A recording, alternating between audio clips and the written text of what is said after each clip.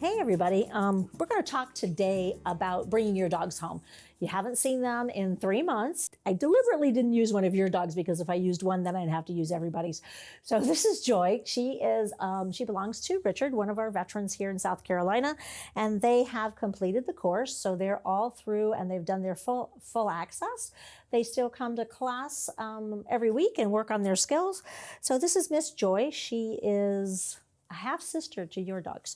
So anyway, I wanted to talk to you about what you should expect when we get there. So John and I are going to be driving down and we'll be there on Saturday. We're going to meet you guys at Lowe's on North Congress. I will send you that address. We'll have a bus. It is white, purple, and green, mostly white, thank God.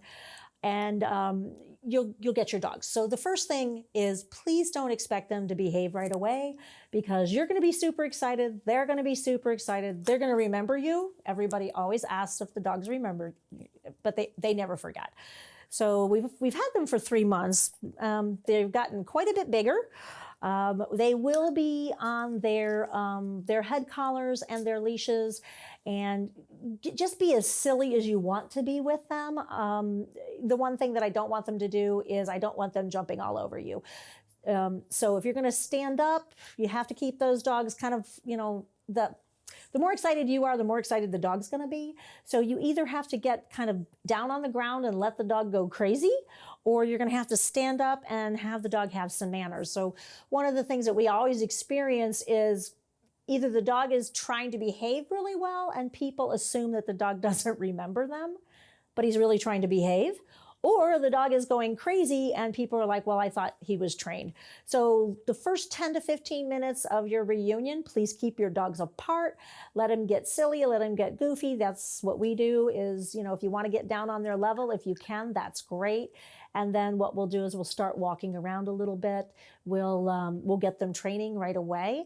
So I would like you guys to bring some kind of chair with you. So if you've got a lightweight lawn chair or some kind of stool, that way we can practice sitting down and having your dog lie down. If you've got a walker or a cane or any kind of apparatus that helps you, please make sure you bring that stuff with you because we will be working on that as well.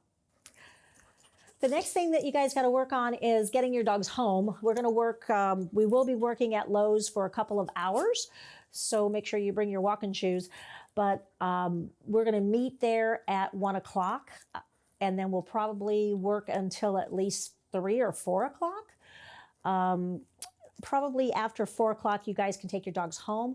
When you take your dogs home, please, again, I know it's exciting. I know it's a lot of fun to have them back, but you can't let them go crazy. Please don't. Again, they got to get used to your car again. They've been in and out of the bus, in and out of our van, but everybody's cars are different. So we will practice getting your dog in and out of your car while you're still there. If you have a seat belt for your dog, please bring that with you so we can get him all buckled in and send him home. They will have their collars and leashes. We have some collars and leashes plus head collars for them. All the dogs are going to go home on the head collars. Some of you remember these things and some may not, but they look like this and every dog has worn them. Joyce says, that's mine. They've worn them. They've gotten used to it. We will show you guys how to put these things on and off. The important part about this is you cannot let the dog rub their nose because they will try. They're like a little kid and they're kind of like, get this thing off of me. But as you can see, Joy's very used to this. She's comfortable. She's wagging her tail. When you take it off, just push their ears through first and take this off. Don't leave this attached to your dog while he's in the car. They will try to take it off or they will get it off. Don't leave the head collar on any other time except when you've got the leash attached to it. But we'll have them all fitted for your dogs when they're ready to go home. The type of food that we have been feeding is a little bit different. We still feed Diamond Natural, but in December, the company changed their ingredients for the chicken. And some of our dogs got some loose stools from it.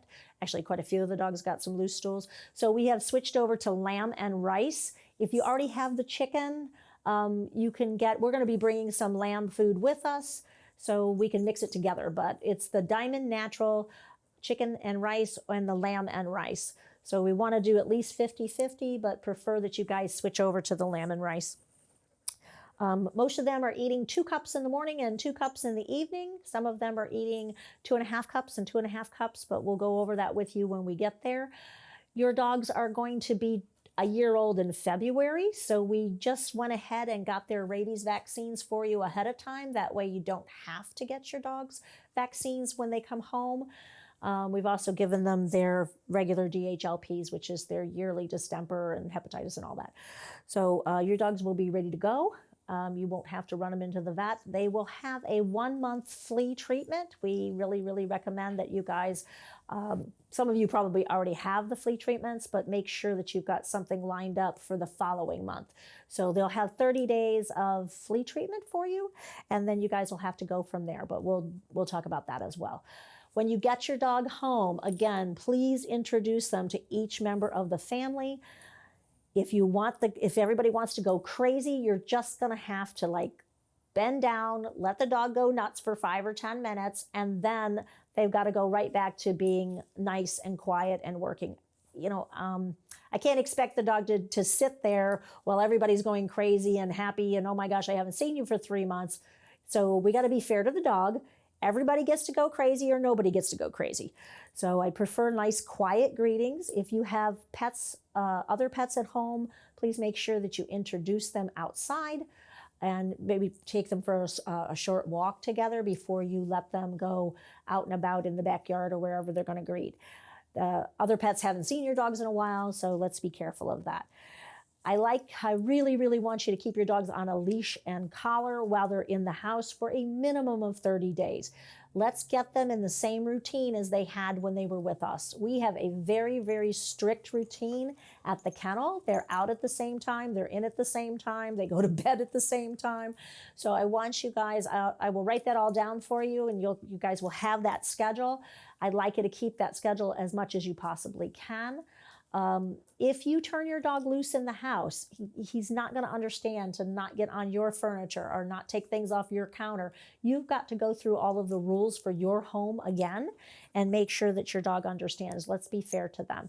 You've got a kennel at home. Let's make sure that you're using that for bedtime for at least the first 15 days, and then you might want to tether your dog next to the bed. No running around the house late at night. Get some baby gates, lock them in the bedroom. Whatever you want to do is fine. If you want the dog sleeping with you, that's fine. I don't mind that. But again, let's keep him in the bedroom so you know where he's at and what he's doing until he gets back on your schedule.